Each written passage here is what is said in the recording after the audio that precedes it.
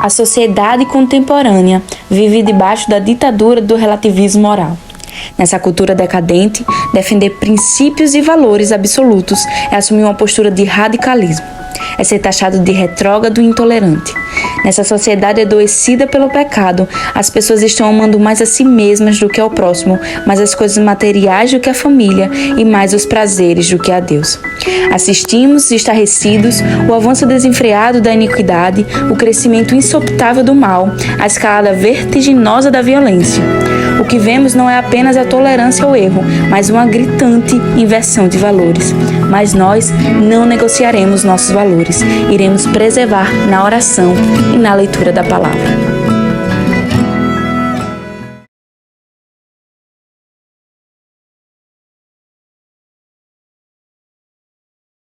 Na presença de Deus e de Cristo Jesus, que há de julgar os vivos e os mortos, eu o exorto solenemente: pregue a palavra.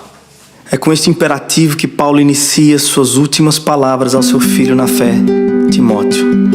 Essa é a sua segunda carta ao jovem pregador e possui um valor histórico sem precedentes. Afinal, além de ser uma convocação solene ao ministério e por isso conter sagradas lições para qualquer cristão vocacionado, trata-se também da última carta paulina que temos registro.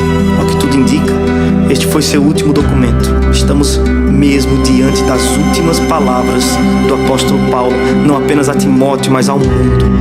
Como chega ao fim dos seus dias um homem de Deus? Quais as circunstâncias que o rodeiam em seus momentos finais? O que o leva a escrever essa carta ao seu amigo querido, ao seu filho amado? O pedido de Paulo não poderia ser mais solene. Pregue a palavra. Este é o resumo de absolutamente tudo que Paulo vem dizendo a Timóteo desde o começo dessa carta. Não é uma carta qualquer, é uma convocação última e urgente para que Timóteo se erga de suas limitações e de seus temores e assuma o lugar de seu tutor. Uma vez que Paulo está mesmo chegando ao fim de sua jornada ministerial, é hora do jovem Timóteo se erguer com ainda maior compromisso e valentia. Paulo diz se lembrar das lágrimas sinceras de Timóteo e da fé não fingida que ele recebeu de bom grado e acolheu no peito por meio da fala de sua mãe e de sua avó Lloyd. Deus não nos deu espírito de covardia, mas de poder e amor e equilíbrio. Foi o que Paulo lembrou a Timóteo no primeiro capítulo dessa carta, enquanto fazia referência à santa vocação que Cristo nos fez. Evite conversas inúteis e profanas, enfatizou Paulo no segundo capítulo. Fuja dos desejos malignos da juventude. No capítulo 3, Paulo se recusa em esconder de seu discípulo a face escura do ministério e diz sem medo: todos os que desejam viver piedosamente em Cristo serão perseguidos. Tu, porém, permaneça nas coisas que aprendeu por meio das Escrituras. Pregue as Escrituras. Esse é um mandamento tão solene que as testemunhas convocadas diante das quais Paulo ordena a Timóteo que pregue são Deus e Cristo Jesus. Alguns já haviam questionado o ministério do jovem Timóteo, mas não era hora de se entristecer por isso. Pregue a palavra. Outros já o haviam ridicularizado por seguir um pobre coitado feito Paulo, sempre perseguido.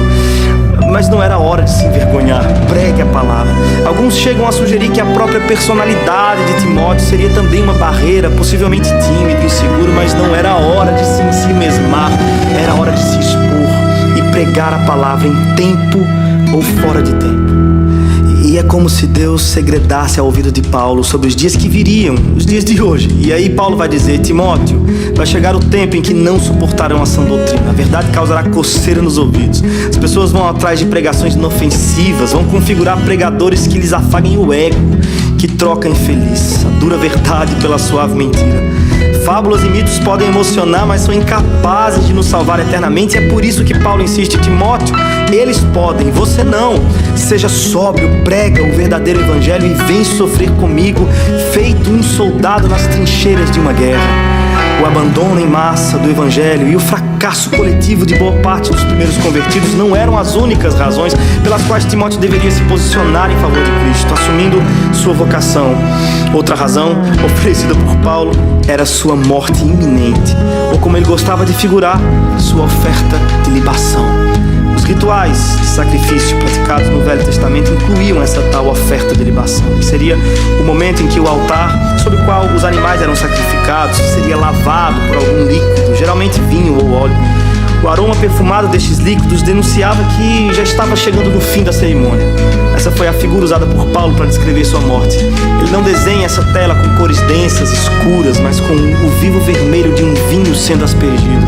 Não tem cheiro de medo ou luto. Sua morte tem cheiro de vida e festa. As rimas não são azedas e melancólicas, não.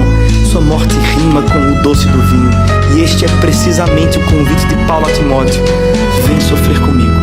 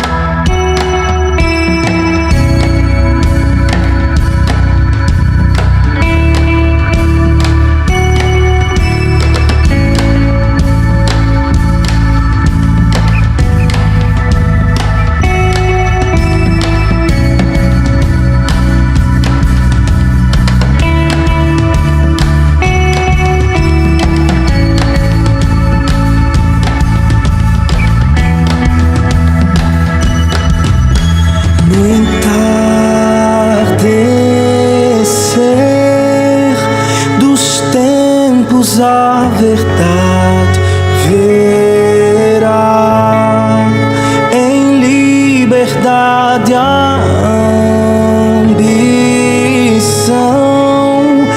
dançando com seus mestres em santo chão. Cada um em desprezo abandona o outro. Cada um desespero só se abraça e é pouco. Não tem céu, teto, chão, verdade presa na escuridão.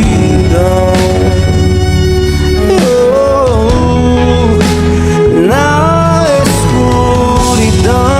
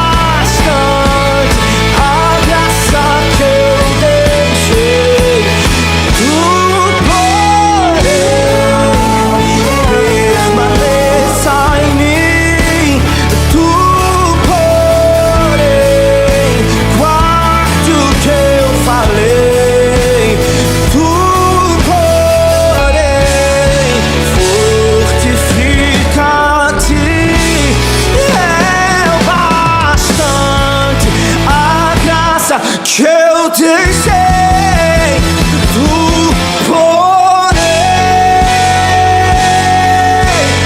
sem dos outros tu porém, eles podem, tu porém, vão ser muitos tu porém. Ser fiel até o fim, só vem, traz a capa e também livro, amigos e só eu tô sozinho, tu porém.